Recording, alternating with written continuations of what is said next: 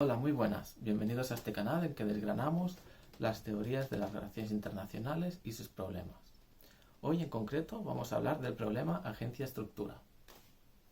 Este problema en las relaciones internacionales existe desde prácticamente el inicio de la disciplina como tal a principios del siglo XX. Y además, este es un problema que está muy relacionado con los niveles de análisis, que es otra de las grandes cuestiones que se llevan debatiendo en la disciplina desde el principio.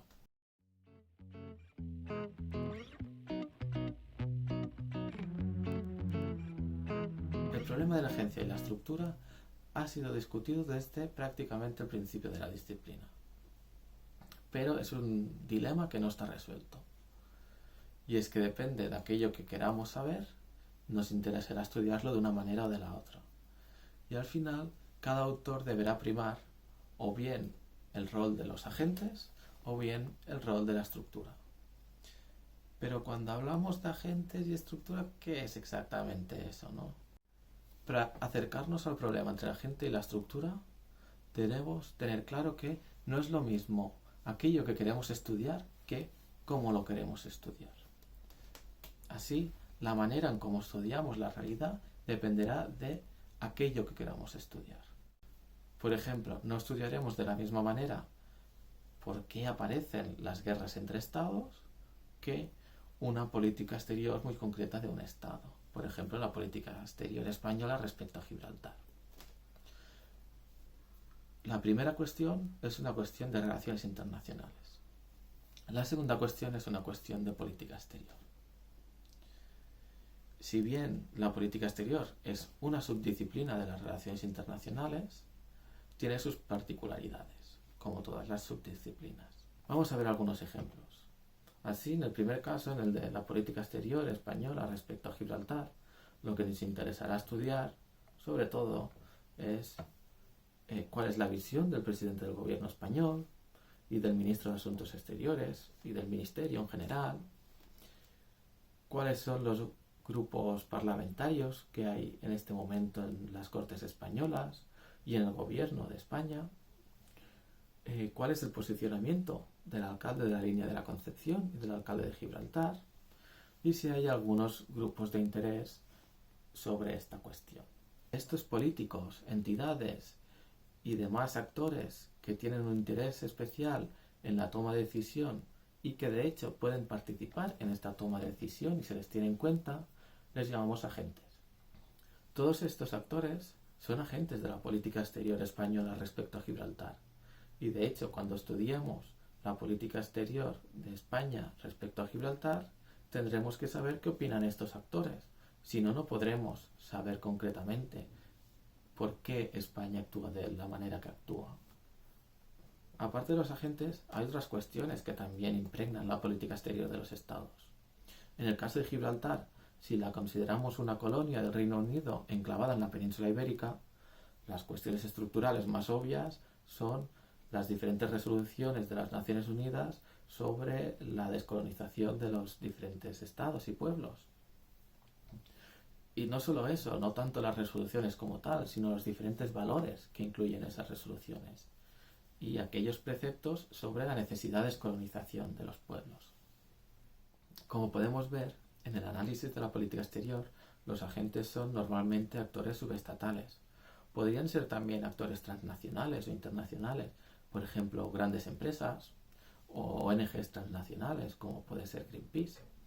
Ellos también tienen poder de agencia en las decisiones políticas que tienen, por ejemplo, que ver con el medio ambiente.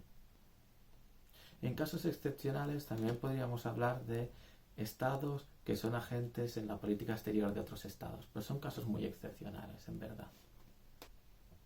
La estructura, en cambio, se encuentra en un nivel de análisis superior. Ya no estamos hablando de una cuestión subnacional, sino que es una cuestión nacional o internacional que impregna la política exterior del Estado. Por otro lado, si volvemos al ejemplo de la guerra entre estados, que es una cuestión de relaciones internacionales, los actores serán normalmente actores estatales, aquellos que tienen interés en hacer la guerra, aquellos que pueden hacer la guerra.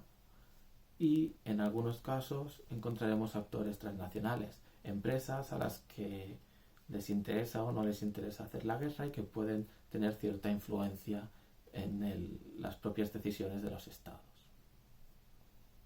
Pero es que además, como vimos durante la Guerra Fría, existen cuestiones que superan a los estados que también tienen influencia en el desarrollo de las guerras y en si se generan o no se generan guerras. Por ejemplo, durante la Guerra Fría, el mundo estaba separado entre el bloque capitalista y el bloque comunista. Estos dos bloques eran irreconciliables entre ellos y dividieron el mundo entre dos. Ello supuso que aquellos que defendían el bloque capitalista entendían que el capitalismo debía ser el prioritario y que debería extenderse al resto del mundo. Aquellos que defendían, en cambio, el bloque comunista entendían justamente lo contrario, que el comunismo debía prevalecer sobre el capitalismo. Son estas cuestiones irreconciliables que también hicieron que surgieran algunas guerras. Por ejemplo, la guerra de Corea o la guerra de Vietnam son dos guerras claramente influenciadas por esta división del mundo entre el capitalismo y el comunismo. Hablamos de esta división entre capitalismo y comunismo o la división entre dos bloques, entre dos polos en el sistema internacional como cuestiones estructurales. Así, a diferencia de lo que pasaba en el análisis de política exterior, en que los agentes eran actores subnacionales y la estructura era una cuestión sistémica, cuando hablamos de las relaciones internacionales, los actores son normalmente actores estatales, mientras que la estructura sigue siendo una cuestión sistémica. Entonces, para entender el debate entre agente y estructura, primero hay que entender bien el debate entre niveles de análisis. Y es que se ha hablado muchísimo en las relaciones internacionales sobre los diferentes niveles de análisis. No obstante, en el estudio de los niveles de análisis hay un autor que destaca sobre los demás, y este es Walls. Walls creó su libro El hombre, el Estado y la guerra, en el que diferenciaba tres niveles de análisis: el individual, el doméstico y la estructura del sistema internacional. Walls se le considera el precursor y uno de los más importantes teóricos del neorrealismo o realismo estructuralista, y tal como bien dice su nombre, estos autores se centran principalmente en el nivel estructural de análisis. No obstante, clasificaciones sobre niveles de análisis hay para dar y tomar. Hay autores que consideran 2 niveles de análisis nada más, otros 3, otros 4, otros 5, y así continúa la discusión. Y es que no lo sabemos muy bien cuántos niveles de análisis, porque depende de cada autor y cómo se hagan las clasificaciones. Con todo, los niveles de análisis y el problema de la agencia y la estructura están muy relacionados. Y es que normalmente el agente y la estructura se encuentran en niveles de análisis diferentes, ¿no? Pues sí, normalmente es así. Y es que generalmente consideramos que hay más de 2 niveles de análisis.